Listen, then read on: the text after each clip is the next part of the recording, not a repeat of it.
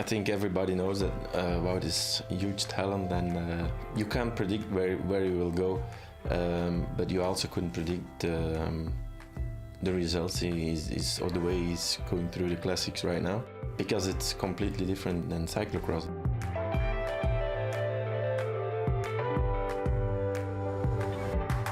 I think somewhere in November we decided to focus on two main goals: the national championship and the world championship. And afterwards, in the beginning of December, I had a long training camp planned because of the road season that was coming.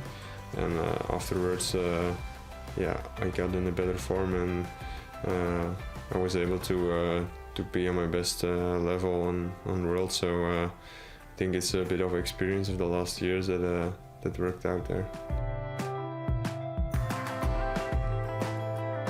After the last cyclocross season, the previous cyclocross season, he had some rest like usual, and then in his build-up to the road season and the cyclocross season again, we already in mind what he wanted to do, and also because of that it was a little bit harder for him this year in cyclocross season.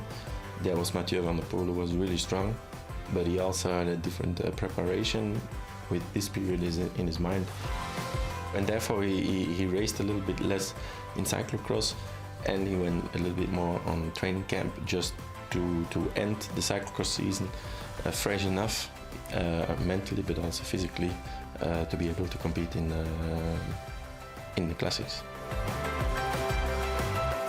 It felt really risky to do the Spring Classics after a whole cyclocross season. So I think, I can remember I was really nervous before the start of Omloop Nieuwsblad. It was only 3 weeks after the Worlds, and I had, let's say 1 good week of training in Mallorca in between. I was totally not prepared for that race actually, and I was lucky because in the end I was able to be in the front group, and from there on everything went pretty smooth, and the stress went away. I'm convinced that a rider is performing on his best only when he's feeling well, and he's feeling well when he can do whatever he wants, whether it's on the road and cyclocross.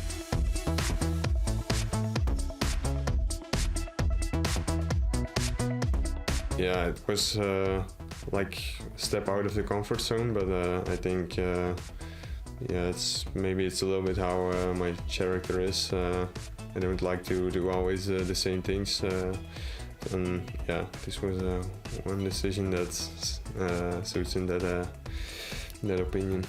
It's not only the power, but also the experience. You need some luck and the experience, the knowledge of the parcours and things like that.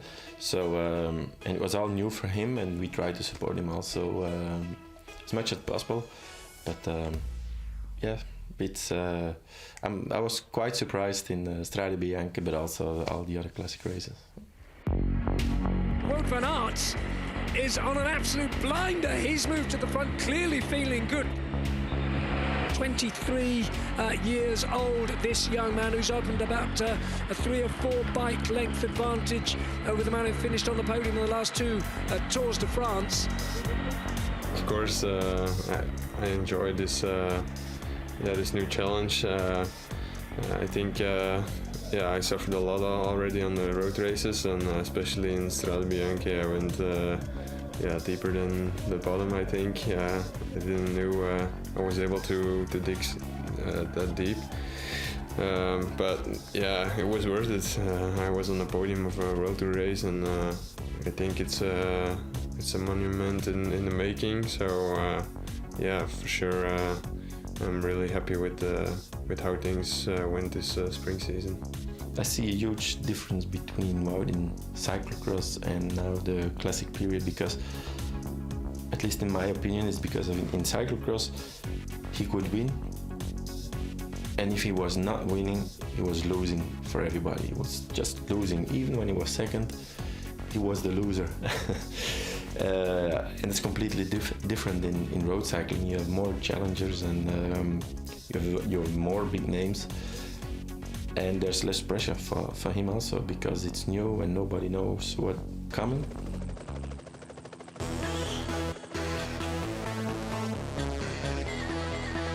Yeah, it's like the most important day of the year together with Paris-Roubaix. Just waking up in the morning and watching TV from like 9 o'clock. It's all day, broadcasted all day in Belgium.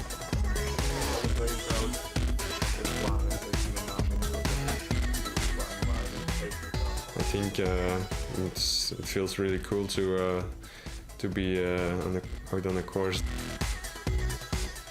The crowds are so big on the Tour of Flanders, so yeah, I'm really looking forward to it. For me, it was as a rider, it was really an ambition to win Tour of Flanders.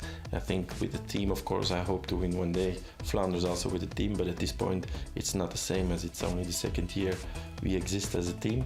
It's the second year in a row we start in Tour of Flanders, and now we have one of the bigger names in the bunch, so it's already a step forward, and let's see what it gives in Flanders this year. And I hope to grow step by step like that, and like I said, one day have the ambition to win Flanders as a team.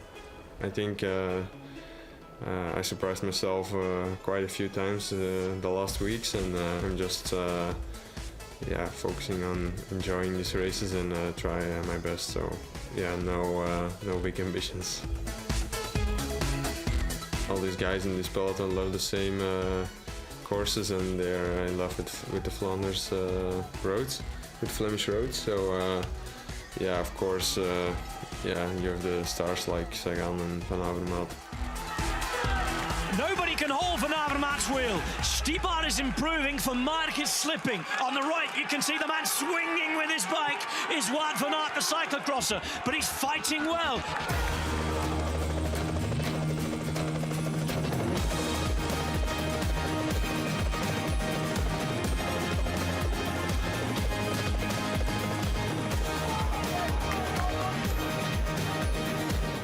See them riding in the peloton, yeah, they're just looking good, and yeah, they're just acting like real champions. So yeah, it's cool to see and cool to ride together with them.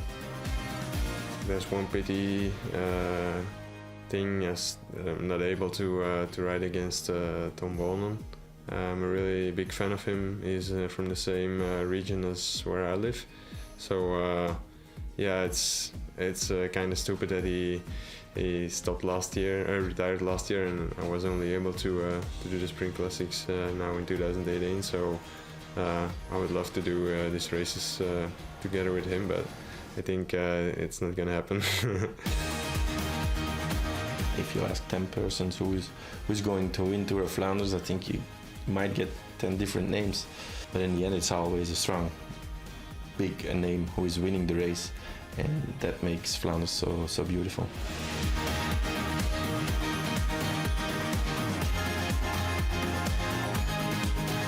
Extremely satisfied with this performance. Top 10 in my first Tour of Flanders is obviously it's very good, and I'm proud of it. So very happy. He loves cyclocross. He loves do road racing. So I think we should give him the time, and yeah. Then I guess things will turn out by themselves.